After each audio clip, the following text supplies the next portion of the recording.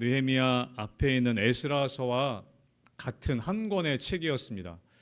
원래는 한 권의 책이었는데 후대에 이 둘로 나눠지게 되었던 것이죠. 에스라와 느헤미야서의 내용은 포로로 잡혀갔던 이스라엘 백성들이 바벨론 포로에서 돌아온 이야기를 기록하고 있습니다.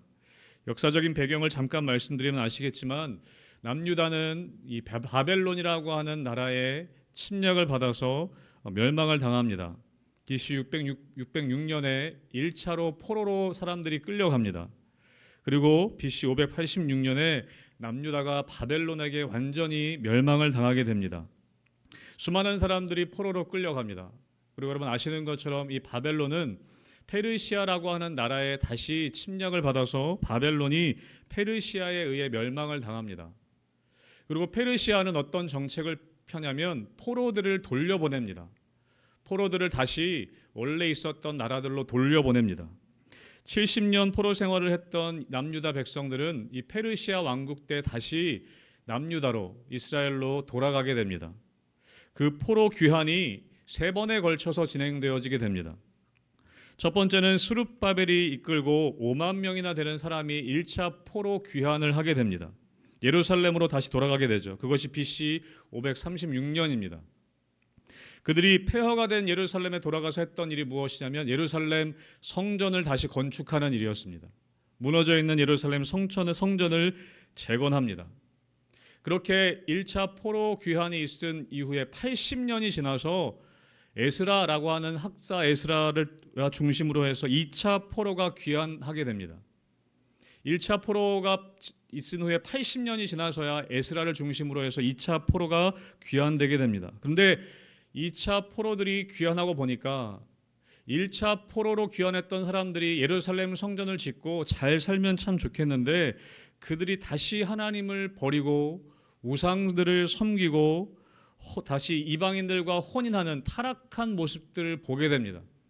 그래서 에스라가 어떻게 했냐면 이대로 둬선 안 되겠다라고 해서 영적인 부흥을 일으킵니다. 율법책을 읽어주기 시작하고 회개의 일들이 일어나게 되고 다시 영적으로 깨어나게 됩니다. 그것이 에스라에서에 기록되어져 있습니다. 여러분 에스라가 그렇게 영적인 부흥 운동을 일으키고 나서 성전만을 재건하는 것으로 그치지 않고 무너져 있는 성벽을 재건하려고 했습니다. 여러분 당시에 우리나라도 그렇지만 성벽이라고 하는 것은 그 나라 사람들을 지켜주는 역할을 했습니다. 외부의 침략으로부터 마을과 백성들을 지키는 역할을 했던 것이 성벽이었습니다. 성벽을 다시 재건하려고 했죠. 그런데 주변에 이방 민족들의 방해가 너무나 심했습니다.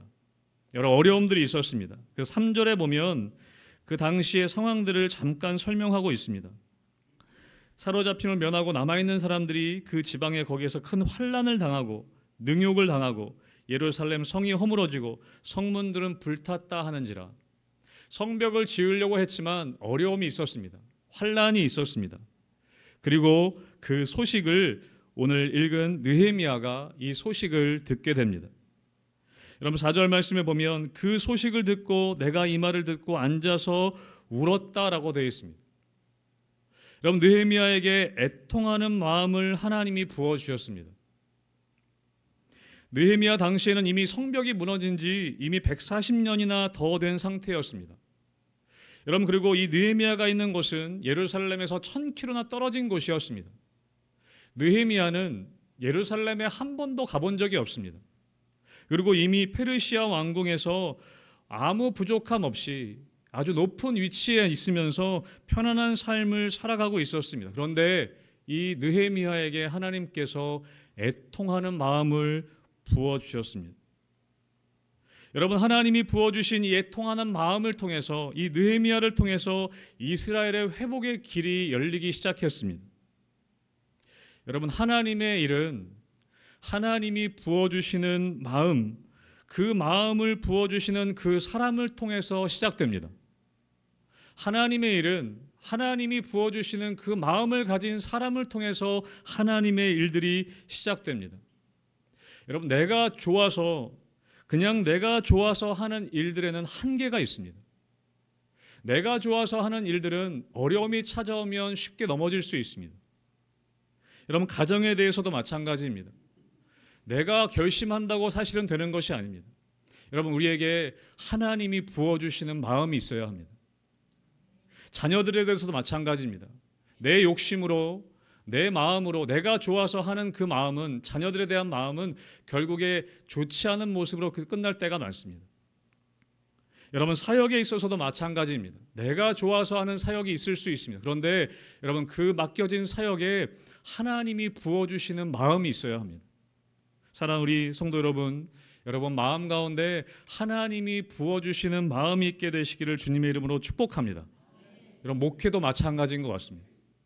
여러분, 제가 희망교회 담임 목사로 부임해서 여러 가지 의욕이 있습니다. 이것도 하고 싶고 저것도 해보고 싶고. 여러분, 그런데 내가 좋아서 마음먹은 그 마음은 오래가지 못합니다.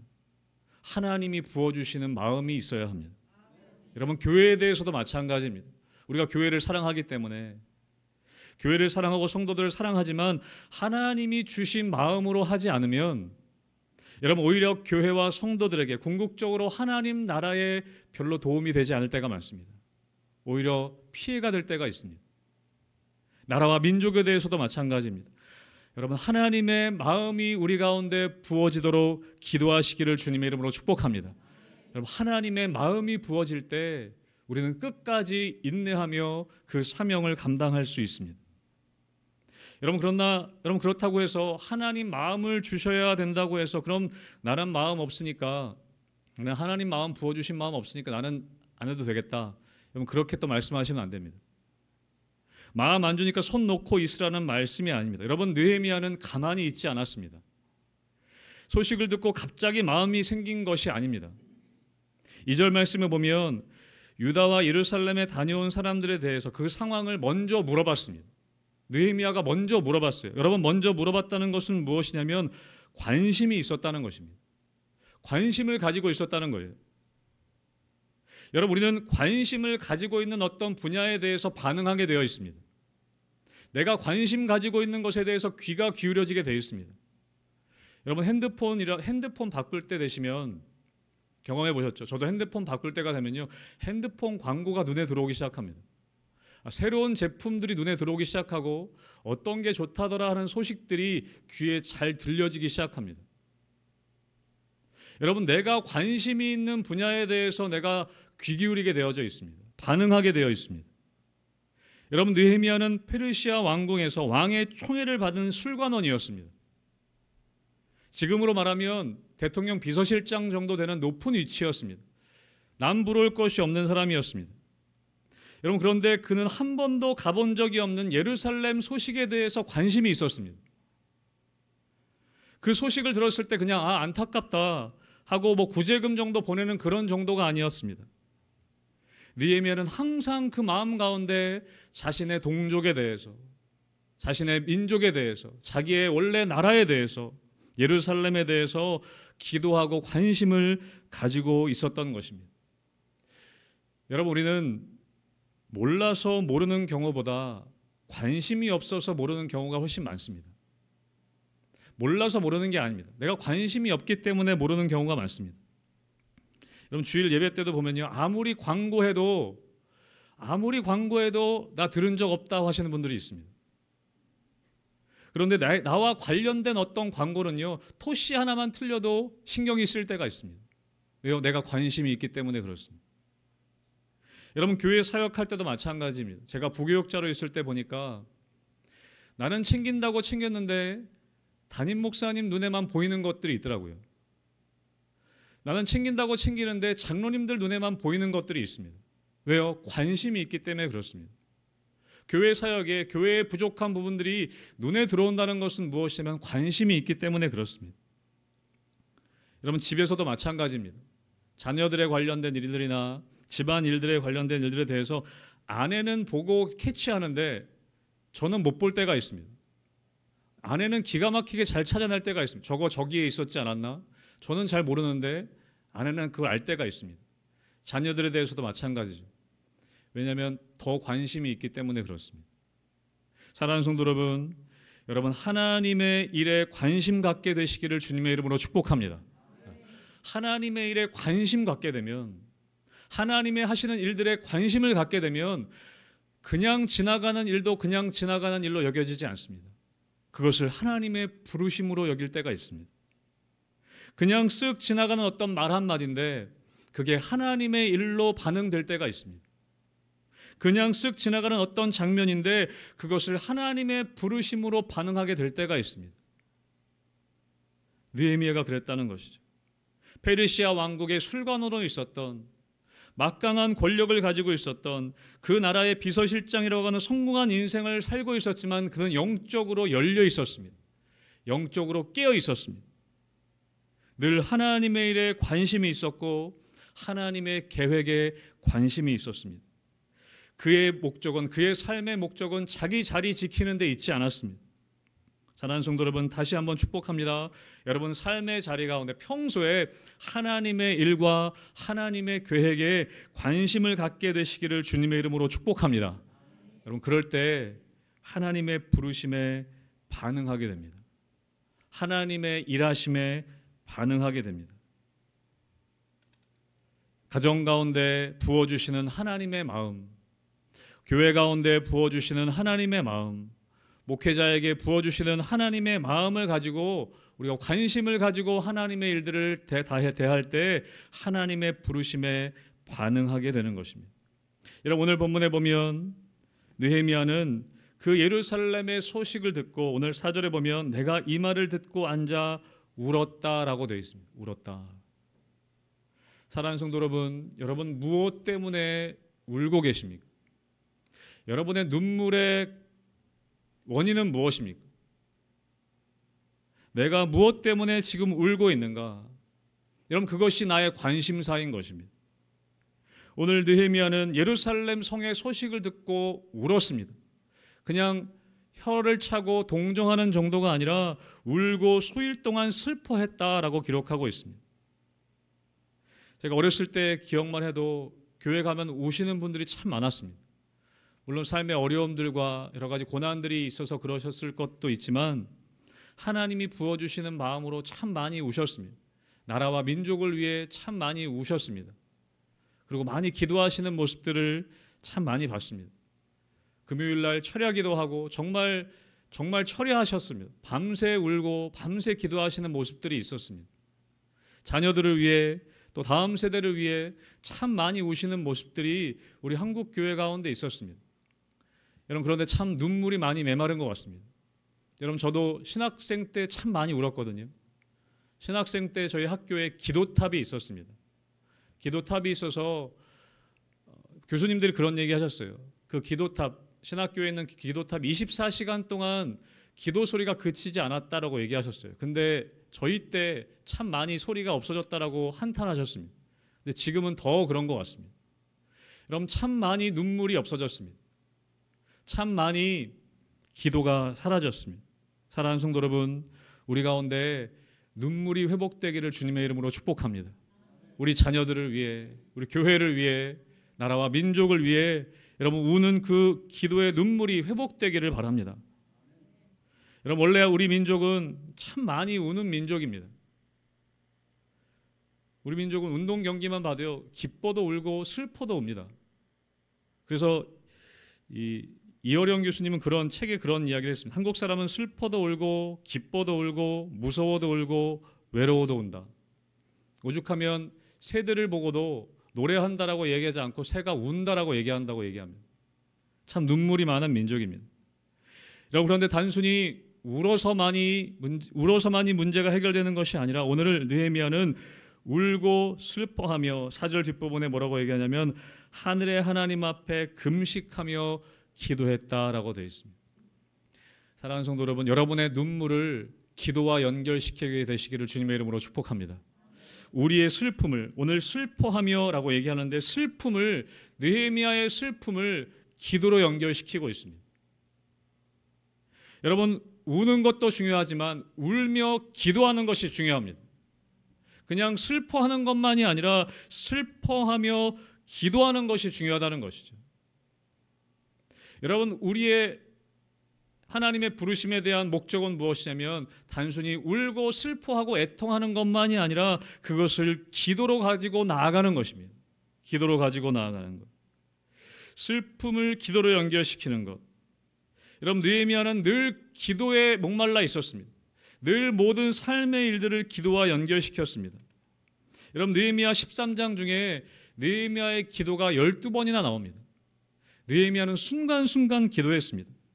오늘 여러분 1절에 보시면 아닥사스다 왕 제20년 기슬르월이라고 되어 있습니다. 바벨론 달력이거든요. 여러분, 기슬르월은 바벨론식으로 11월, 12월입니다. 그런데 오늘 읽진 않았지만 2장 1절에 보면 아닥사스다 왕 제20년 니산월에 왕 앞에 나갔다라고 되어 있습니다. 니산월은 언제냐면 3월, 4월을 이야기합니다. 여러분, 그러니까 느헤미야는요 대략 4개월 정도 계속해서 금식하며 울며 기도했다는 것입니다. 그냥 잠깐 기도한 게 아니에요. 계속 기도했다는 것이죠. 여러분, 우리의 슬픔을 기도로 연결시켜야 합니다. 우리의 안타까움을 기도로 연결시켜야 합니다. 여러분, 이걸 잘했던 사람이 사무엘의 어머니였던 한나였습니다. 여러분, 한나는 여러분 아시는 것처럼 자식이 없었습니다. 그런데 또 다른 아내였던 브닌나가 한나를 굉장히 괴롭혔습니다. 한나를 격분시켰다라고 되어 있습니다. 그를 격분시켜서 울고 먹지 않았다라고 사무엘상 1장에서는 기록하고 있습니다. 그런데 단순히 화나고 울고 먹지 않은 것이 아니라 1장에 보면 10절에 이렇게 얘기합니다. 한나가 마음이 괴로워서 여호와께 기도하고 통곡했다라고 기록합니다. 여러분, 누가 우리를 격분시킬 때 여러분 화를 기도로 연결시키게 되시기를 주님의 이름으로 축복합니다. 여러분, 남편이 여러분을 격분시킬 때 여러분 화를 기도로 연결시키기 바랍니다. 여러분, 우리의 슬픔을 기도로 연결해야 합니다. 우리의 안타까움을 기도로 연결해야 합니다. 우리의 염려를 기도로 연결시켜야 합니다. 삶의 모든 부분을, 모든 나의 감정을 기도로 연결시킬 수 있는 것, 그것이 우리의 능력인 것이죠. 여러분, 오늘 느헤미야는 그의 슬픔을, 그의 눈물을, 그의 안타까움을 기도로 연결했습니다. 여러분, 그 기도의 내용이 무엇인가 잠깐 살펴보겠습니다. 우리 5절의 말씀 한번 같이 읽어볼까요? 느헤미야 1장 5절입니다. 같이 한번 읽어보겠습니다. 시작. 이르되 하늘의 하나님 여호와 크고 두려우신 하나님이여, 주를 사랑하고 주의 계명을 지키는 자에게 언약을 지키시며 긍휼을 베푸시는 주여 간구하나이다. 아멘. 여러분, 느헤미야는 기도할 때 먼저 무엇을 고백하고 있냐면 하늘의 하나님 여호와 크고 두려우신 하나님이여, 하나님에 대해서 선포하고 있습니다. 하나님이 어떤 분이신지에 대해서 고백하고 있습니다.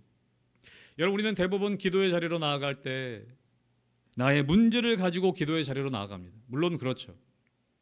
여러분, 그런데 중요한 것은 무엇이냐면 너무 그 문제에 집중하는 것보다 오늘 느헤미야처럼 기도의 자리로 나아갈 때 문제보다 하나님께 집중하는 것이 중요합니다. 느헤미야는 문제에 대해서 먼저 이야기하기보다 내가 기도하는 하나님이 어떤 분이신가를 고백하고 있습니다. 하나님은 크고 두려우신 분이십니다.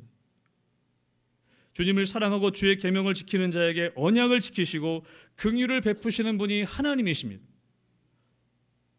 여러분, 기도의 자리로 나아갈 때 여러분 문제보다 하나님을 바라보시기를 축복합니다.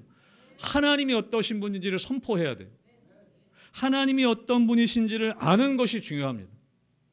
우리는 너무 기도의 자리에 나아가서 너무 내 문제에만 집착합니다. 그런데 그 문제를 들으시는 하나님을 바라보셔야 돼요. 여러분, 그런 의미에서 너무 유튜브 많이 보시지 않기를 바랍니다. 너무 유튜브를 많이 보시는 건 좋지 않습니다. 너무 뉴스 많이 보시지 않기를 바라요. 뉴스보다 이런 말씀을 많이 보시기를 축복합니다. 하나님께 집중해야 돼요. 더 하나님을 바라봐야 돼요. 여러분, 이 땅에는 문제들 투성입니다. 근데 문제를 바라보는 것보다 하나님이 어떤 분이신지를 우리가 아는 것이 중요하다는 것이죠. 여러분, 10절을 보면 또 이렇게 되어 있습니다. 10절 말씀을 같이 함께 읽어볼까요? 10절의 말씀입니다. 시작. 이들은 주께서 일찍이 큰 권능과 강한 손으로 구속하신 주의 종들이요 주의 백성이니이다. 아멘. 하나님이 어떤 분이신지 고백하고 나서 10절에 보면 뭐라고 얘기하냐면 우리는 강한 손으로 구속하신 주의 종들이요 주의 백성입니다. 여러분, 포로로 와서 이미 바벨론 땅에 정착한 지 140년이 지났습니다. 느헤미야는 그렇습니다. 제대로 된 나라도 없고 황폐한 유다 땅에서 환난을 당하고 고통당하는 사람들, 또 주위의 여러 가지 적들로부터 끊임없는 위협과 시험을 당하고 있습니다. 그리고 느헤미야는 지금 페르시아 왕궁에서 나름 성공한 삶을 살고 있습니다. 그런데 자신과 또 자기의 동족들에 대해서 오늘 느헤미야는 뭐라고 고백하고 있냐면 우리는 주의 종들이요 주의 백성들입니다 라고 고백하고 있습니다.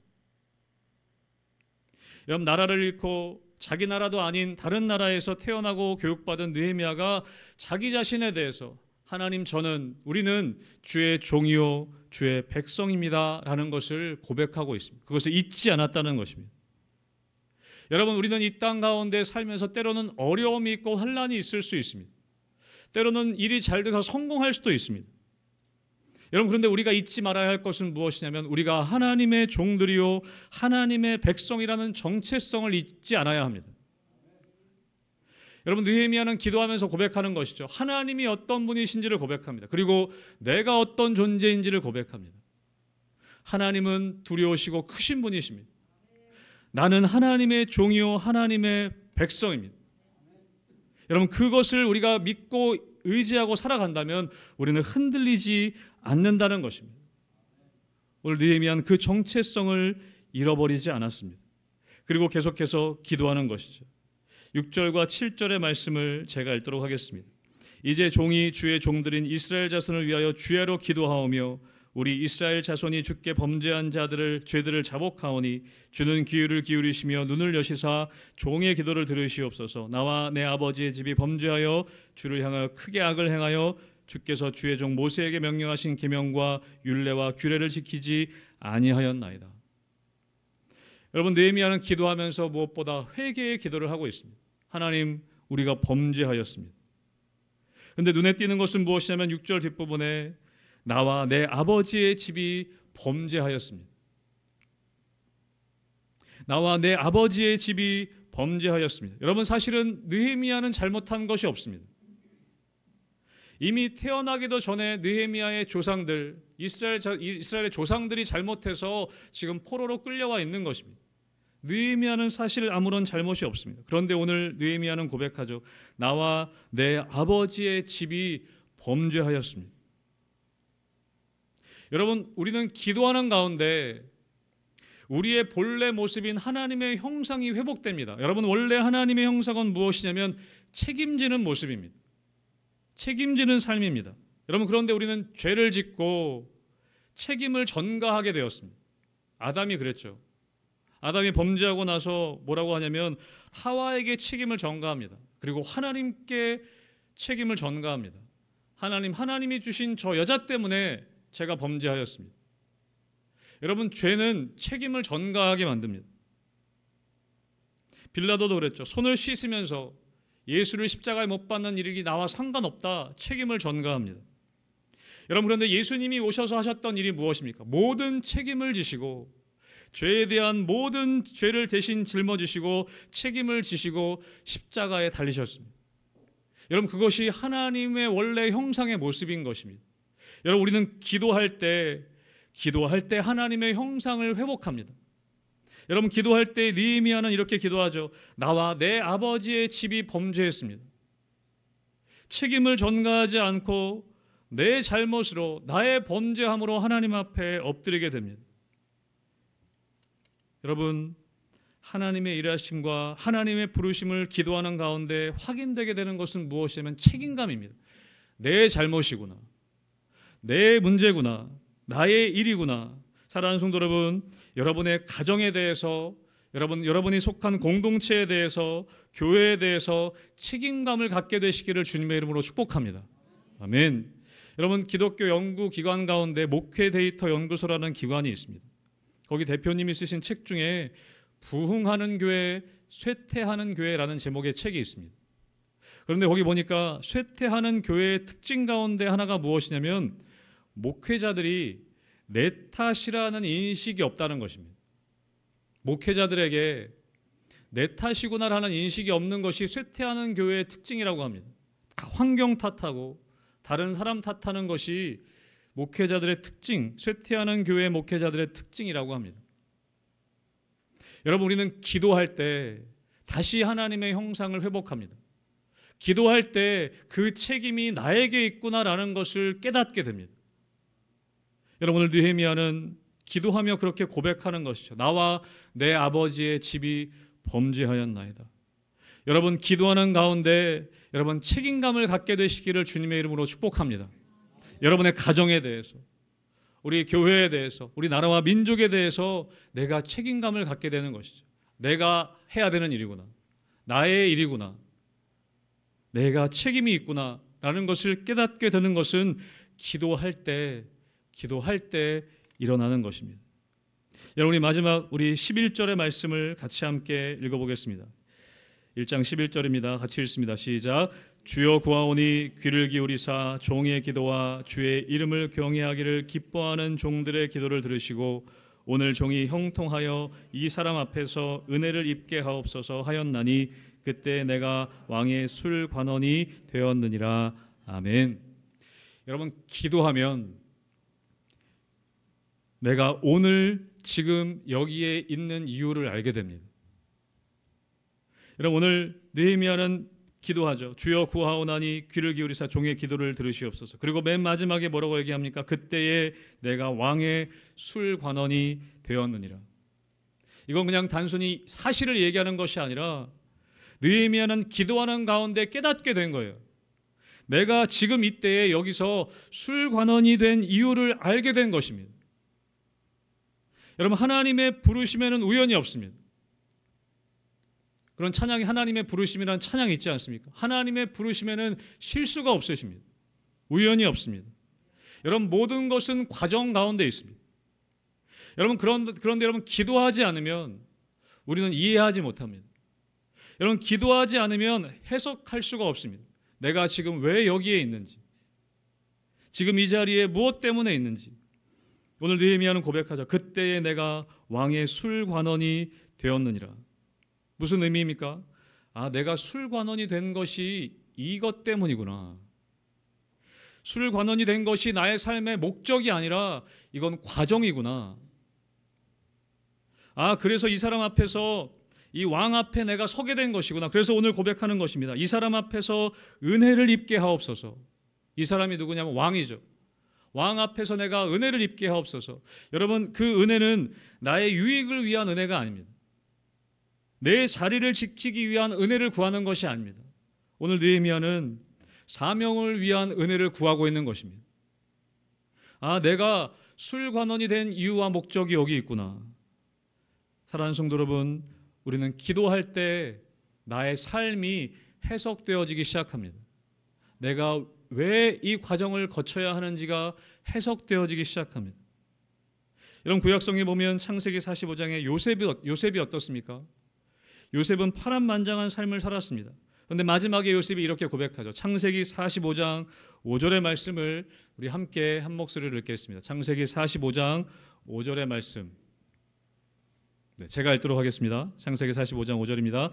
당신들이 나를 이곳에 팔았다고 해서 근심하지 마소서, 한탄하지 마소서. 하나님이 생명을 구원하시려고 나를 당신들보다 먼저 보내셨나이다.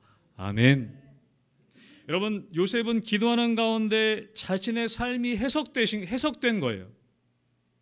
내가 지금 여기 왜 있는지가 깨달아진 것입니다.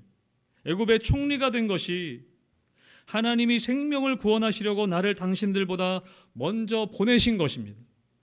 노예로 팔려왔지만, 죄인의 신분으로 억울하게 감옥살이도 했지만, 또 성공해서 지금 애굽의 총리가 됐지만, 그 모든 것이 끝이 아니라 과정이었구나. 하나님의 계획 가운데 있는 과정이었구나. 그것을 이해하게 된 것입니다. 여러분, 그 해석은, 그 이해는 기도할 때 일어나게 된다는 것입니다. 기도할 때 깨닫게 된다는 것입니다.